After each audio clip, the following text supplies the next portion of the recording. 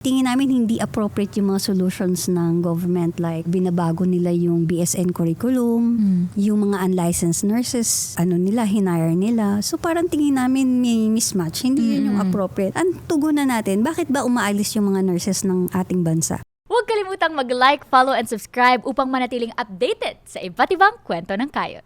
Believe ka sa mga nurses natin dito sa Pilipinas. Lalo na ngayon, They mami. stay Ngayong on. naririnig ko to. Yung commitment, yung dedication sa ating mga pasyente. Yung puso. Puso para sa kasi, trabaho. Puso talaga dahil kung hindi, yung commitment mo na mag-serve ka sa mga pasyente. Pero kung pagod ka, wala kang tulog o kulang ka sa tulog, paano mo naman ililift yung spirit ng pasyenteng nanghihina at may sakit? Kung ikaw nga Kung ikaw mismo. wala kang baka hindi ka man lang makapag-lipstick. So dapat masaya ang nurses kasi nakatulog siya ng adequate. Maayos. Diba? Ng maayos. Kahit yung tulog man lang. Grabe. Oo. Kaya may moral of the story dyan. Be kind dun sa mga nakikita nating nurses. Oo. It's the least we can do. Yung kindless man lang ba? Kasi minsan nasisigawan pa sa ospital, ma'am, di ba? Oo. Ngayon worse talaga. Maraming naaaway ng mga nurses. Kasi syempre frustrated yung mga tao din. Pero pag nakita mo kung ano yung mga trabaho ng nurses, minsan hindi na nila trabaho, sila pa rin eh. O nurse, yung TV pakibuksan mo.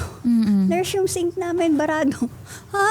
Kung ang nurse ang nandyan sa harap, akala ng mga tao siya na lahat. Anong kailangan gawin dun, ma'am? Paano yun babaguhin? Paano yun susolusyonan? System. Pananaw ng FNU, dapat matugunan yung basic na rights, labor Yung rights, oras. and needs, no? Yung work hours, work conditions. Sweldo. Diba? Sweldo. Yun ang basic. Tingin namin hindi appropriate yung mga solutions ng government, like binabago nila yung BSN curriculum, yung mga unlicensed nurses, hinire nila. So parang tingin namin may mismatch. Hindi yun yung appropriate. Ang tugunan natin, bakit ba umaalis yung mga nurses ng ating bansa? Kasi ang problema natin, hindi yung production ng nurses because we have enough. Pero umaalis lang talaga Full sila. shortage eh. We don't have the shortage.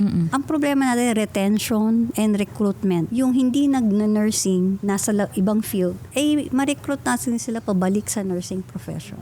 And then retention for those who are here, those who are still in the nursing profession.